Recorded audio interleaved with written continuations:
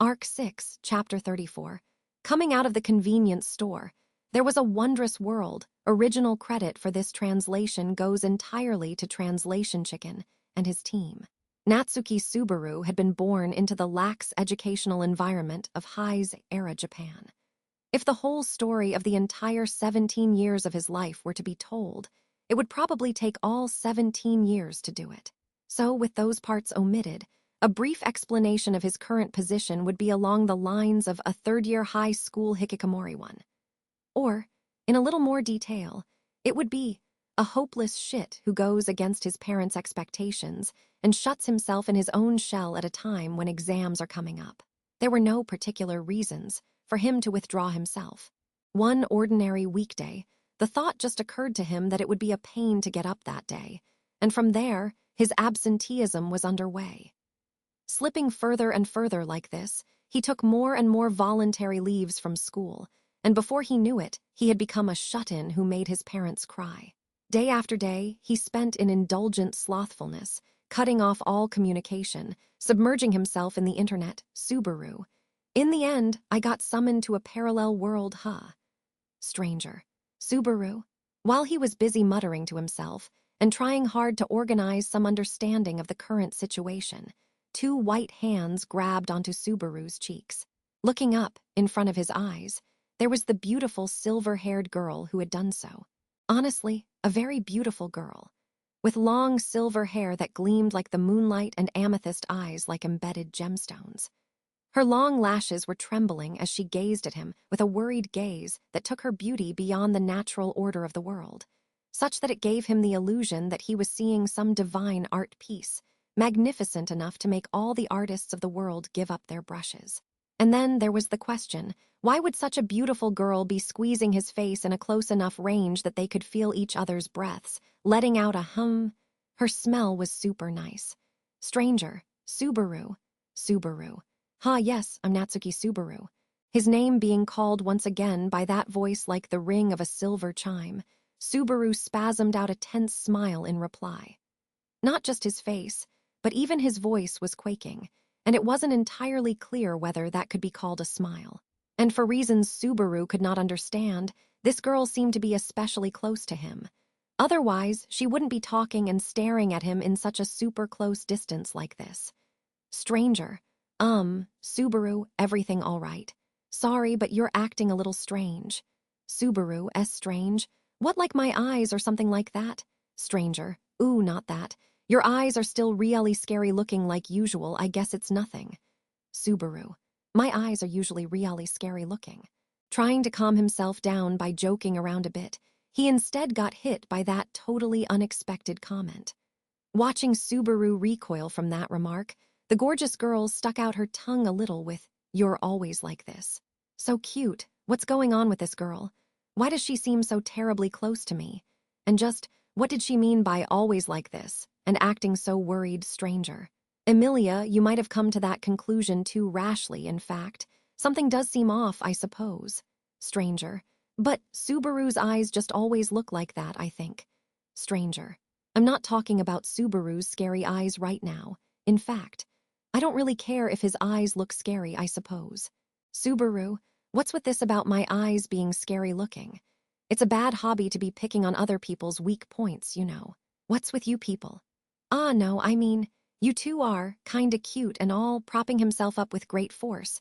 Subaru started blowing up in front of the beautiful girl, and the one she was talking to, a little girl cute and fairy-like, dressed in an extravagant dress, sporting a pair of no less elegant swirling drill curls. But his voice quickly trailed off. Inherently blunt, he had started blurting this out without thinking, before he realized that on the other end were a beautiful woman and a beautiful little girl he had just met. Shutting himself up, now serious, he recognized that he shouldn't have snapped. The situation was too strange. If what Subaru had imagined was correct, these two girls must be important key persons. Something above the villagers of the first village or anything of the sort. So, Subaru should straighten himself up and focus on first impressions. Subaru, Coughing once, intending to start over, Subaru turned to face the two in front of him. Taking the two shocked-looking girls and the giant black lizard curled up behind his back into his gaze, Subaru took a step back, and Subaru. Let me introduce myself again. My name is Natsuki Subaru. Posing by jabbing a finger toward the ceiling, he held his waist with the other hand. Sadly, there was no shiny reflective ball or disco music, but Subaru sparkled his teeth as he said this and tried to make the most of it too. Subaru, shamefully ignorant, blown here by the immortal winds of gods and demons, an uncouth vagrant, but nonetheless pleased to meet thee. Stranger and stranger, listening to him proclaiming this at the top of his voice. For a moment, the other two could only stare at him stupidly. Getting no reaction at all, Subaru only continued maintaining his pose until there was a reaction. As if whoever moved first would lose, he decided he was in it to win it. And so, after about 10 seconds had passed in silence, the two girls looked at each other, and then, stranger.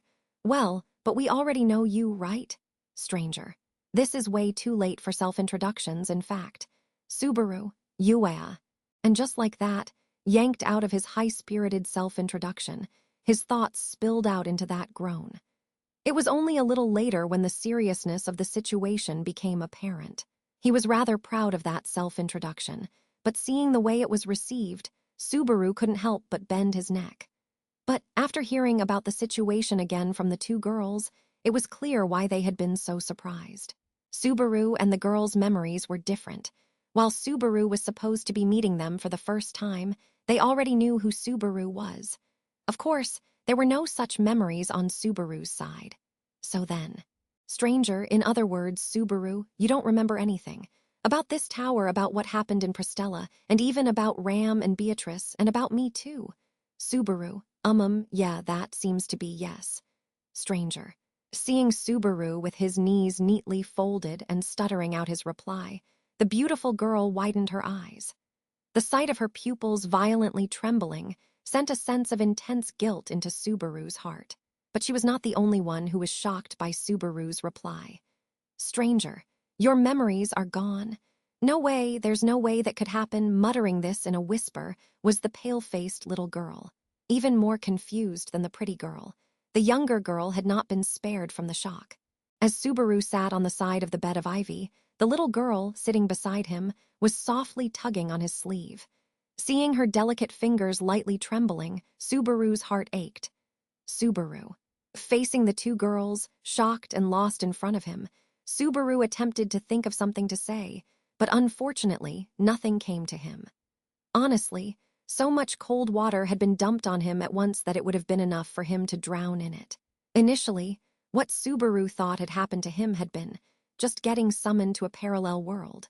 While getting summoned to a parallel world, even with just attached to it, was already far beyond what would be considered common sense. It turned out to be even further away from it than he had imagined, although it could be said that he had almost reached the correct answer. As far as Subaru was concerned, this was not the familiar world he had lived in for 17 years. It was clearly evident just by looking at the outlandish clothing and the inhuman beauty of these two girls. If that still was not enough, the giant black lizard the size of a horse should also be submitted to the court as evidence. He had heard of Komodo dragons that were supposed to be pretty big, but that would be nothing compared to the stature of this black lizard. And with the bed and chairs made out of ivy added to that, there was a pretty clear case on hand. In other words, this was a world outside all common sense, an alternate, parallel world. Belonging in the so-called fantasy genre, it was a world wholly unknown to Subaru. Then the next question would be, why had Subaru been summoned here, and who had been the caster to summon him? At first, he thought it would have been the two girls in front of him, since that was just how stories usually panned out, and he figured they were probably the main heroines here. But following that train of thought would be a little strange. As previously mentioned, the girls knew Subaru, yet Subaru had no memory of this. Their understandings were at odds. Subaru. Then I've met them already, but I just forgot about it. That's trying to process the new information from their latest exchange. Subaru made a difficult face. At the very least, Subaru's capacity was already quite overloaded once it dawned on him that he had been summoned to a parallel world. Subaru's plate was really in no condition to understand that he had actually been active in this parallel world for quite some time before this. Frankly, Subaru would have been more inclined to say something like, "Is that even possible?" and laugh the matter off. But the beautiful woman and girl seemed dead serious, and did not appear to be lying, either. Of course, Subaru had no memories of the things these girls were talking about, and he would have stubbornly denied them if only he did not feel so guilty about the look on these girls' faces. In fact, if he had to pick between his own opinions or the girls', he would probably believe the girls, since he was not even close to trusting himself enough. Of course, that was not his single reason. A stronger clue would be the changes to his body. Subaru, yeah, this doesn't seem to be the same body I came out of the convenience store with. Mumbling this, Subaru held up his right arm and opened and closed his fist. It might have been psychological, but his arm felt a little stronger than before. And on his palm, there seemed to be a few more calluses than he recalled. These were not calluses made from swinging bamboo swords, because after all, he had not practiced with bamboo swords for over a year now. Also, those were not the only changes to his arm. Subaru, gross, turning his arm over, Subaru frowned up his face upon laying eyes on its backhand side. His arm not only felt slightly stronger, but its appearance had become grotesque as well. From his right elbow, all the way up to his wrist, there was a long pattern of black spots. They bulged out like veins and covered over his arm like a tattoo someone with rather bad taste might have gotten. If it did not appear to be so organic, it might have been mistaken for a tattoo, but no matter how he picked at it, it was just a part of his arm. Undeniably grotesque. Stranger and stranger. So he scratched at the black spot pattern even harder. When tracing it with his fingers, the texture felt no different from his skin. It did not hurt on its own, and there was no sort of strange numbness either. And by digging his nails into it, the corresponding sharp pain came just as he would expect. If he scratched to his heart's content, he wondered if the black skin would break and bleed. And if it did bleed, would the blood be red? Stranger, Subaru. No, nothing. I just thought my arm got sunburnt to well done and was a little bothered by it. That's all. Although he was a bit shocked by the change, when he heard the pretty girl's worried call, he immediately tried glossing it over with a joke. One could say it was fortunate, but Subaru was not someone who balked at the sight of wounds on his own body. It was not that he would not feel guilty about damaging the body his parents had bestowed him with, but even without this, his sense of guilt towards his parents was already piling on over and over at this point. Still, this was a pretty wide area. If he wore long sleeves and perhaps some gloves, he could probably keep it from offending anyone else. Much better. Subaru, I usually wear long sleeves anyway, and it's not illegal to equip some fingerless gloves too. If I ever get into a dangerous situation, I can just yank off the glove and show them the black arm, and they'll be like, "No way, that guy's got black arm." Isn't that just exciting to think about? Stranger and stranger. Subaru licked his parched lips and swooshed his arm around like crazy. Considering the changes to his arm, as well the strangeness of the whole situation, the believability of the girl's explanations was very high. In the first place, Subaru's most recent memory was immediately after shopping at the convenience store. Subaru was definitely wearing his jersey when he finished shopping. But right now, far from his favorite old jersey, he was wearing some sort of dirty, worn-out traveling clothes. Nor was he wearing sneakers on his feet, and his well-done, over-sunburnt arm was not holding a shopping bag either. Indeed, he had not only jumped worlds, but had leaped through time as well. Coming out of the convenience store, the moment he blinked his eyes, he woke up here. That was Subaru's understanding of it. If so, then at which moment did he lose consciousness? By the time he realized he was sleeping, he had been woken up by a call. So then, what was up with the blank void before this? He was summoned to a parallel world from outside the convenience store, and after some time had passed, he lost his memories. Summoned to a parallel world sounded like the unraveling of a dream he had dreamt who knows how many times before, yet he could not simply be pleased to accept this terrible, unexpected gift. Unbeknownst to Subaru, Subaru had lived for a time in this parallel world, and it was a fact that over that time, Subaru had interacted with and gotten to know these girls he did not recognize. Would it really be all right to believe them, believe in their goodwill, and stay here with them? stranger and stranger. Subaru, that's right. I can understand why you're feeling down, but I'll just say one thing, let's get our spirits up. After thinking long and hard about it, Subaru suddenly puffed up with spirit and shouted that out of the blue. Beside him and in front of him, the downcast expressions on the two girls sent his heart into a passionate boil. Without a doubt, they were confused and heartbroken about this situation. While it was still a bit hard for Subaru to accept that he was the primary cause of this, he knew he was the only person who could fix it. So, extending out a hand to each of the astonished girls in a deliberately flashy gesture, Subaru, as far as I know, these cases of temporary amnesia usually get better due to some sudden plot development, so there's no need to be too worried. If it's anything like in movies, it usually gets resolved in 1 or 2 hours, and then everything goes back to normal for some cliched happy ending. Tragedy is the best spice to lead up to grand happy endings, after all. Stranger, sorry, I've got no idea what you're talking about. Subaru, okay, stranger. But immediately after Subaru laid down his rapid-fire delivery full of bravado, the beautiful girl informed him that she did not understand any of that. Subaru felt like deflating at those words, but the girl quickly shook her head.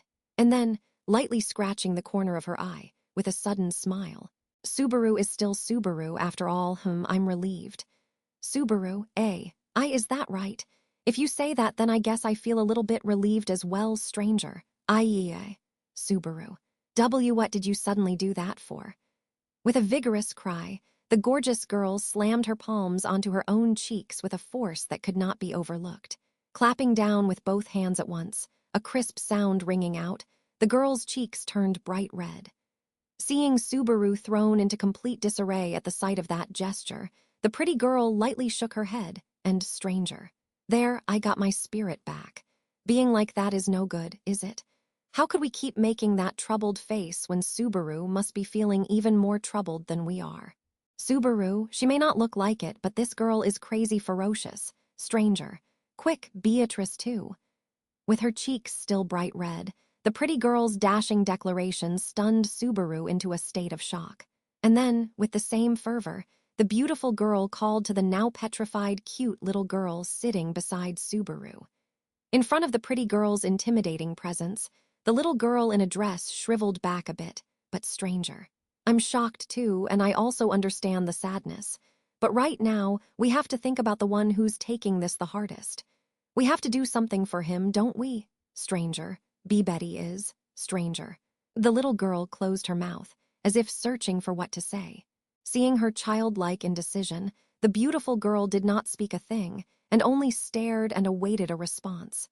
She could have continued on and pressured her to change her heart, but the girl did not do this. And the reason was most likely because she had faith in the little girl.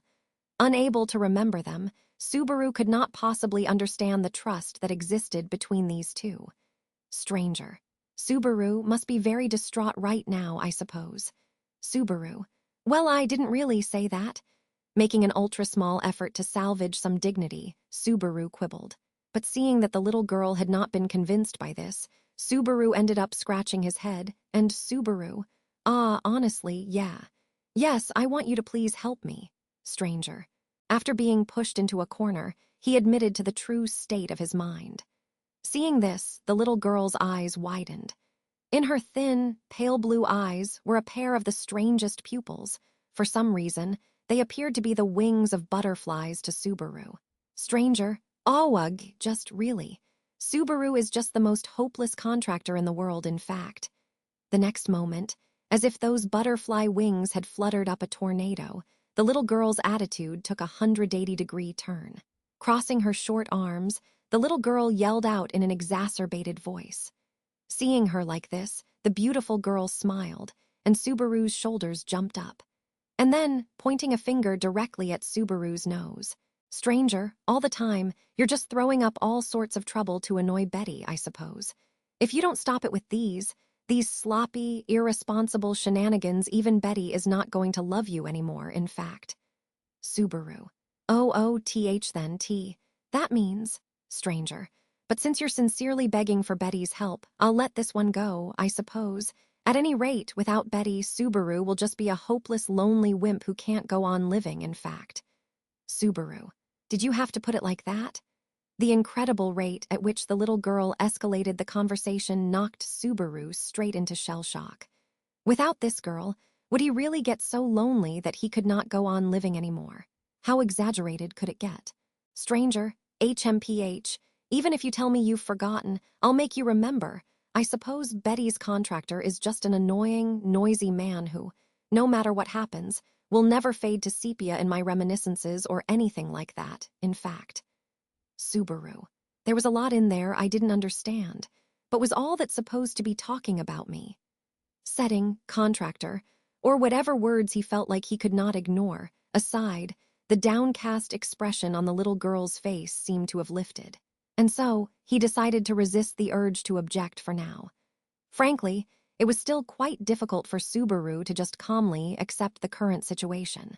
The mess in his head had yet to be sorted out. He still had not completely come to terms with reality, and he was unable to exactly swallow all the explanations as fact. But even so, for now, the girl's feelings had been conveyed to him. Subaru. My name is Natsuki Subaru. I just got here and don't even know the left from right yet, but I assume we're probably friends. And I realize this is a bit brazen, but I'd like to ask you two a favor. Jumping up once more, Subaru jabbed a finger toward the ceiling and announced his name. And then, shooting his arms toward the two girls in front of him, he tilted his head and Subaru. Would you mind telling me your names, please? Stranger and stranger. Hearing those words, for some reason, the beautiful girl's throat froze up, and the little girl blinked her eyes. But this only lasted for a moment. Then, setting that aside at once, smiles gradually emerged on their faces. Stranger. My name is Emilia, just Emilia. Nice to meet you, Subaru. Stranger. Betty is the great spirit Beatrice, and Subaru is Betty's contractor, in fact. And just like this, they told him their names. So after all that, Subaru managed to complete an event that ought to be labeled as a second first meeting with Emilia and Beatrice. But everyone. Over the breakfast table, after explaining the reason why everyone had to reintroduce themselves again, the general mood was like sitting on a mat full of needles. Naturally, Emilia and Beatrice were present. And aside from those two and himself, there were 5 other ladies and gentlemen in attendance. The ratio between gentlemen and ladies was a bit skewed, but at least both genders were represented. Emilia had explained that they were his companions, having followed Subaru, all currently putting their heads together to capture this tower. Albeit he hadn't even realized it was a tower from the inside. If he were to describe each of these fabulous members in turn, it would be a glamorous woman that was way too sexy looking, a pretty little girl with a bewitching aura unbefitting of her age, a cute-faced girl with peach-colored hair and an enchanting gaze, an elegant girl with youthful features and a gentle air about her, and lastly, a handsome young man with upright features surrounded by an air of nobility. Everyone is physically attractive, was Subaru's miserable realization about this parallel world at this point. Subaru, well, just from personal preference, I still think the beautiful silver-haired Emilia Chan takes first place. Everyone. He whispered that random innutritious thought out loud, and was met with an extremely cold reception in return. Well, obviously. After all, they've just been told that Subaru had lost his memories and had forgotten every single one of them. It was inevitable they would be as stumped as Emilia and Beatrice were. Emilia. So I guess everyone is pretty shocked. Subaru is in quite a situation right now. But even in a situation like this, no, precisely because the situation is like this, we should give him our support. Saying this, Emilia pitched in to help Subaru sum up his situation. Nonetheless, even in the short time that he had gotten to know her, he could already tell that she was not very good at public speaking. It was only when Beatrice spoke her piece that they had been able to wrest control of the conversation, which had been going all over the place. Thanks to that, Subaru's condition was just barely communicated to everyone present, when, stranger, Emilia-sama, are you certain? Raising her hand, the girl with peach-colored hair asked Emilia for confirmation. Emilia, who was addressed with the respectful Sama, nodded, as if it was matter of course. Emilia, that girl is Ram. She's a maid from the mansion. A maid, do you know what that is? Subaru. No problem at all, but a maid at a mansion, you say. I think I got it. The pretty peach-color-haired girl named Ram, according to Amelia's supplementary information, was apparently a maid. Judging from the fact that she had a maid with her, Subaru could more or less imagine what Amelia's identity might be, while Ram, who could not care less about that train of thought right now, shot a pale red, piercing glare at Subaru. Ram. Is this some kind of prank, Barusu? Subaru. I know I can't help but come off as suspicious here, but that's the truth. Also, what's with turning my name into a blinding curse 3? Oi, and the sleeping girl back there, are you her older sister? Ram. Being addressed with that oafish moniker, Subaru frowned and objected. Hearing this, Ram narrowed her eyes. His question was about the girl in the green-colored room he had woken up in, who was not among those present here. With bright, light blue hair and facial features identical to Ram's, she was sleeping, and no matter what kind of commotion was being thrown up around her, she went on sleeping as though it had anything to do with her. After introducing himself for the second time, she was the first person Subaru asked Emilia and Beatrice about. According to them, finding a way to wake her from her unwaking slumber was one of the primary reasons they came to capture this tower. Subaru, sorry I caused all this trouble when you're trying to wake up your sister, but I honestly have no idea what's going on with a lot of things right now, so please insult me all you want once I get my memories back. Ram. The way you said that, you really do not remember. That frivolous attitude and tone does not appear to be any different from regular Barusu. Subaru. When you put it like that, it almost sounds like I still got all my good qualities from before, which makes me feel a tad better. Well, they say a person's nature doesn't change so easily, so please treat the new me the same way you treated me before. Subaru puffed himself up with spirit, and Ram only stared at this irresponsible attitude in disbelief. Like nothing changed at all. Subaru was so much like his usual self that she could not help but have such doubts. Apart from the memory loss, it was true that it did not seem all that bad. At least in terms of interactions, there was no need to worry about anything feeling off. Subaru, so that's Basie, ooh. Stranger, master. Just as he had gotten a breather after Ram's questioning, Subaru almost flipped upside down with the feeling of a sweet breath blowing into his ear, completing his emergency sideways trajectory. He looked back and saw the glamorous black-haired girl standing in a position close enough to lick his left ear. Sporting a black bikini, hot pants, and a cloak, the girl seemed to be aiming for a rather specific fetishism. But what freaked Subaru out wasn't her clothing, but her movement. Only a moment ago, she had been sitting cross-legged across from him on the floor. How had she managed to get up and sneak beside him? Subaru, Shala, it's Shala, Master's favorite disciple and the Starkeeper of this Pleiades watchtower. Subaru, Starkeeper. Also by Master, you mean me? Shala, yes. Beaming a smile that could outshine the sun at Subaru, who was pointing a finger at himself, the beautiful girl, Shala nodded. The sight of that carefree smile completely turned Subaru's impression on its head. In terms of outer appearance, she seemed to be the girl closest to marriageable age in the group. And combined with that fashion choice, he originally thought there was an especially mature allure about her. But her attitude was like that of a child. Or rather, like a puppy that was overjoyed to be noticed by its master, or something like that. In fact, she wasn't too far from Subaru's impression. Shala was wagging her black ponytail behind her like a dog wagging its tail. Shala, say, Master, you're still not tired of playing around like this. Just how many times do you have to forget me before you cut that out? Subaru, it's not like it's a matter of having had enough or not. Actually, are you telling me my memories get lost very often? Did crossing dimensions make my memories easy to lose or something? Hearing Shala's airheaded comment, Subaru looked around at the others to make sure. Although Subaru had been barely able to accept the reality of his memory loss, having it happen frequently was a whole other story. That was not just a predisposition anymore, that would be an actual illness. Were he constantly losing his memories because of some endemic parallel world disease, that would be quite a bit more serious than just making daily life inconvenient. Subaru, what is it? Do I really lose my memories that often? Beatrice, no, of course not. Calm down, I suppose.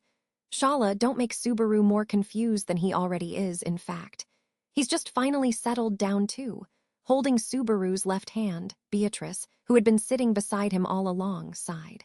She shot Shala a piercing stare, and in return, Shala stuck out her tongue with "Way, Shala. I wasn't trying to trouble Master, you knew." Ah, but then, if that makes Master's head get filled with Shala, then that's okay too, isn't it? Oh, I'm such a fiendish girl. Master, do you like fiendish girls? Subaru. At this point in time, fiendish just means confusing, so no thank you. Right now I only want help from an angel, goddess, or fairy, so I'll leave the half-naked one-sama type for another occasion. Shala, Tichii, that's so mean. Even though my boobs are so big, Master's so mean. In front of Shala's ever-escalating affection towards him, Subaru declined her offer with an awkward smile. Honestly, he didn't dislike her at all, but he could tell that her affection was not directed at the Subaru of this moment, but at the master Subaru of her devotions. In fact, Emilia and Beatrice's fondness of him must have been the same as well, stranger. Really, Oni-san's such a headache-san. Regardless of Subaru's inner thoughts, the little girl commented in her sweet voice. Her appearance was that of a little girl about the same age as Beatrice. But unlike Beatrice's fairy-like features, her face was still within the realm of human cuteness. Her deep blue hair was tied in a French braid, a rather unbecoming seductive gaze being emitted from her eyes. Subaru, I should like to have a word with your parents, baby. Stranger, it'd be better if you don't. Oni-san and Mama won't get along, you know. Also, aren't we talking about Oni-san's memories right now? Subaru, even if you say that, there's no way to get them back right away. For now, your name's more important. Tell me that, and we'll have taken the first step in our friendship, you know. Stranger, PFFD friendship. The little girl covered her mouth and quietly snickered at Subaru. He was not sure what was so funny. It was like a snicker somewhere in between mocking and speechlessness, and yet it was neither of the two. Subaru could not understand why she was laughing like that, but stranger. I'm Meili, Oni-san. If you haven't forgotten your sewing skills along with your memories, I still hope you could make me stuffed animals again. Subaru. Oh, my hidden power has already been revealed. Sounds like I'm pretty fond of Meili, huh? Are you also kinda a younger sister like Beatrice? Beatrice. That girl was an assassin sent to murder Subaru and Betty, I suppose. Subaru. What kind of joke is that? Beatrice dumped a rather heavyweight joke on him, but for some reason, no one else was denying it. Unless, Subaru looked at Meili, and she gave him a little smile and waved her hand. Subaru had no idea what actually happened, but this little girl being an assassin still sounded a bit unrealistic. Although, maybe it would not hurt to stay on the safe side. Subaru. So then, Ram and Shala and Meili have all introduced themselves. Then the next would be, setting his various questions about Meili aside for now, Subaru turned his sights on the remaining two people to the light purple-haired girl in a scarf and the handsome-featured youth. Of all those present, only these two had yet to utter a single word since Subaru's situation had been explained. And, to Subaru, with the gender ratio excessively tilted towards females, that youth was the only person of the same gender as him. So he was quite looking forward to what he had to say, but stranger. The silent youth's yellow eyes were trembling, and a ghastly aura was emanating from him as he sat there. It was an atmosphere that made one hesitate to speak to him, and Subaru could not speak easily as well. Even for Subaru, who was universally recognized for his inability to read the mood, seeing the youth like this made him reluctant to put a foot forward. Perhaps out of all the people in this room, he was the one whom this had hit the hardest. Stranger, just give him some time to compose himself. That should be fine, no? In that youth's stead, it was the pretty girl in a scarf who spoke, lightly raising her hand. Her clothing seemed to be quite a bit warmer than the others, and contrary to her cute appearance, her tone was a tad tomboyish, the so-called Bokuko-4 atmosphere breaching. And just like this, she sliced through the congealing atmosphere. Either way, her words had salvaged the conversation. Although, for some reason, Emilia and everyone else seemed terribly confused about something just now. Subaru. Ah, yeah, of course. It's my bad for suddenly shocking everyone with this, stranger. The way I see it, it's not only that.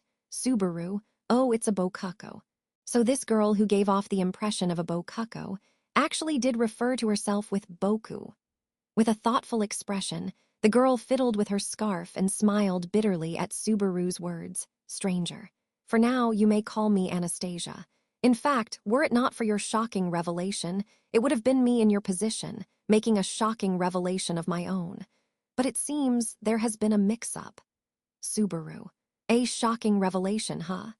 Unsure what kind of revelation she was planning to make, Subaru seemed perplexed by her words, but Anastasia only lightly smiled and did not answer him.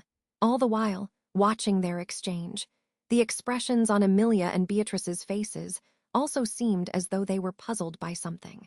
They did not know what Anastasia was going to confess either, but there appeared to be something else that was bothering them. Ram. In any case, it seems Knight Julius needs some time to settle down, so let's prepare breakfast in the meantime. Emilia-sama, may I borrow Barusu to fetch some water with me? Subaru, eh? Standing up from her seat, Ram patted her knees as she said this. Her dislike of the stagnancy of the situation, it was encouraging that she'd suggested making use of the time. It made rational sense, yet something about it felt off as Emilia's face seemed surprised by this unexpected request. No matter what, to ask an amnesiac Subaru to accompany her in getting water would just be Emilia. Subaru's memories are muddled up. Maybe it's better to let him rest. Ram, even if we let him rest, there is no way for him to recover his memories right away. Barusu said this himself. Besides, whether he has his memories or not, Barusu is still a servant under Roswal-sama's employment. He is just a bit more forgetful than usual. To use that as an excuse for slacking off is unforgivable. Subaru, that's pretty harsh, Ram-chan, Ram-san. Ram. She shot him a glare, and Subaru's shoulders shrunk and shriveled. Even so, perhaps Ram was right.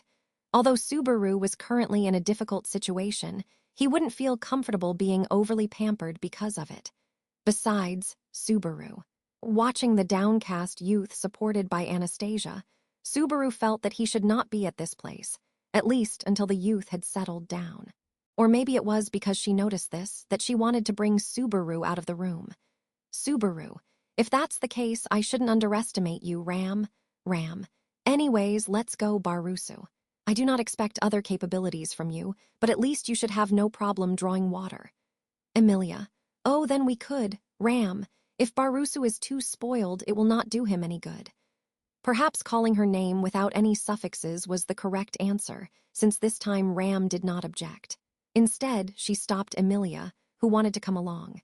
Just as Emilia was about to argue, Subaru cut in with it's fine, it's fine. Subaru, Ram's got a point.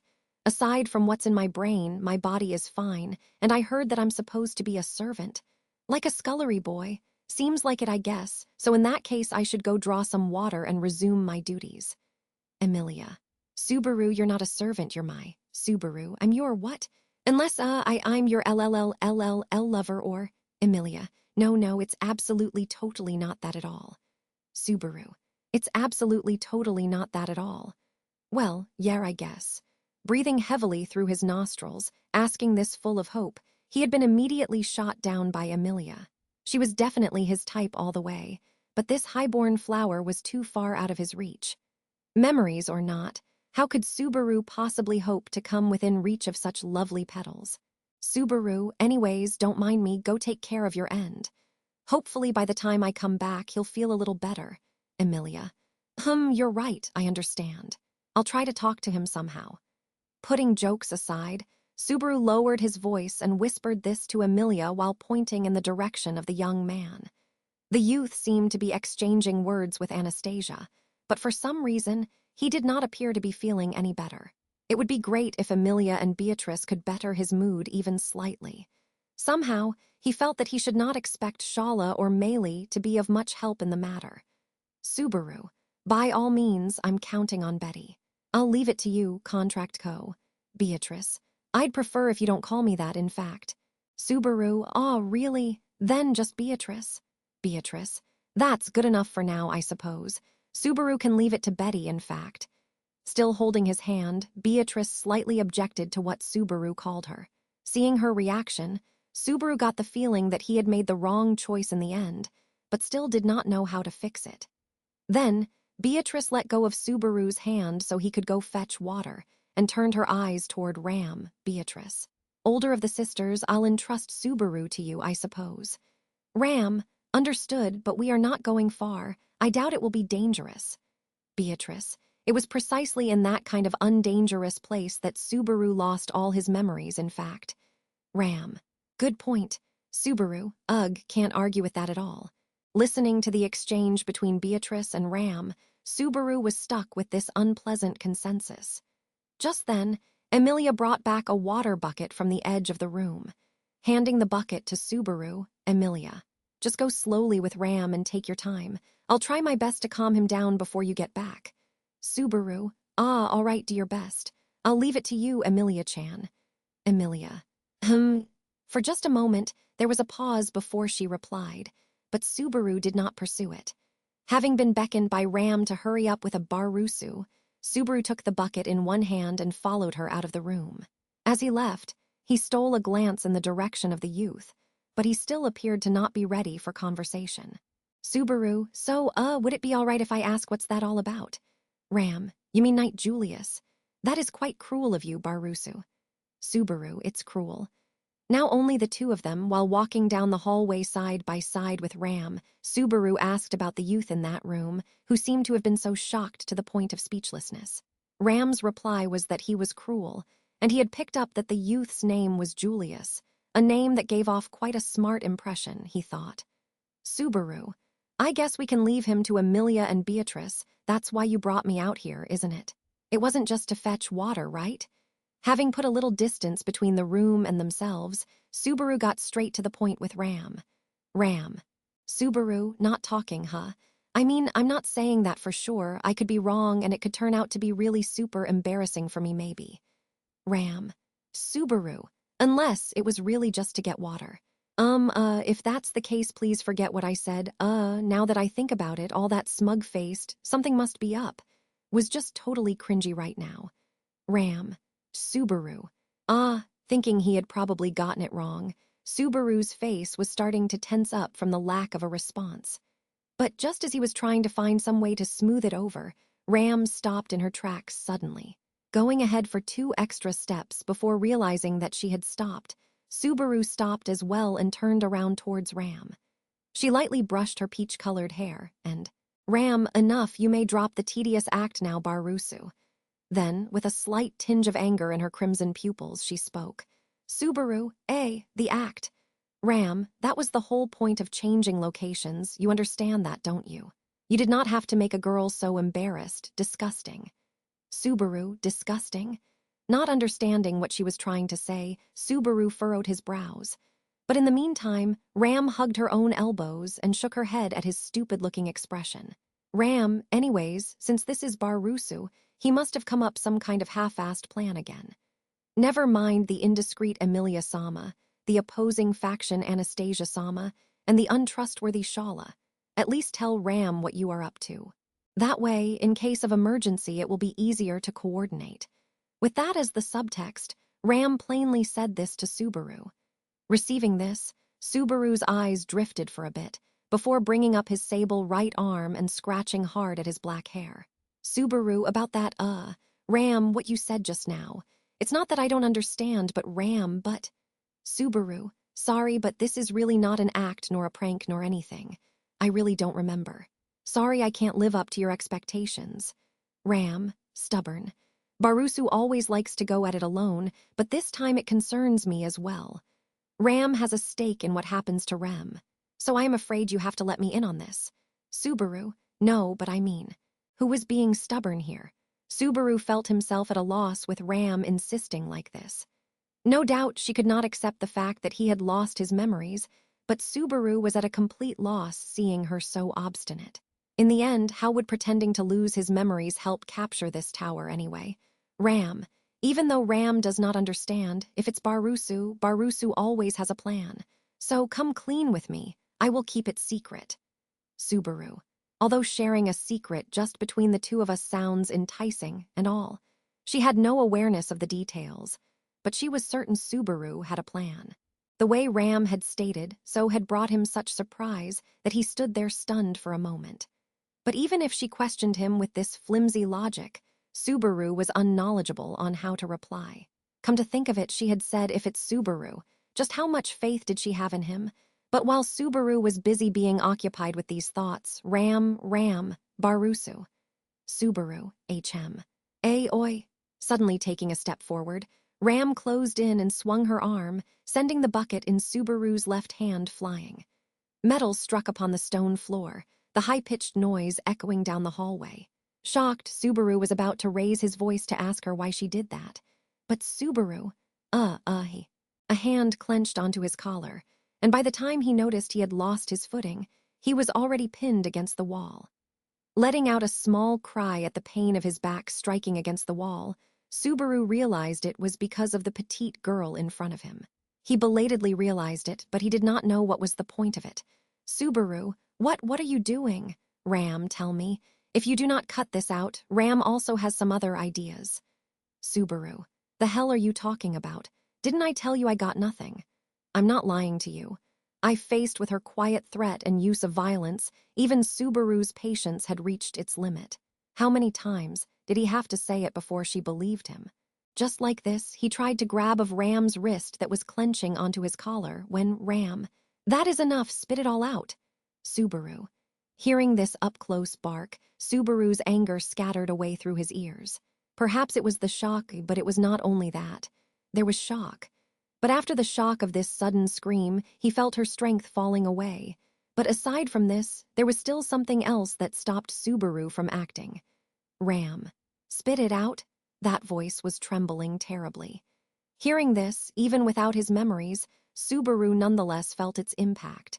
The impact was not only because she had betrayed his impression of her, but because of another, indeterminate reason as well. Ram, please spit it all out. Subaru, Ram, please. Softly, leaning her forehead against Subaru's chest, the girl spilled this out in a trembling voice. Having entirely lost the force of a moment ago, the only thing that remained was sorrow. She was not crying, because she was not so fragile. She was not grieving, because she was not so kind to herself. Only, held within that voice, was a sorrow that had no place to go. To whom, or where, or what was it pointed? Ram. If even Barusu has forgotten, then Ram is, then Rem. Subaru. Ram, then Rem, that was the name of her little sister. Sleeping in a bed in the green room, a sleeping princess who looked exactly like her.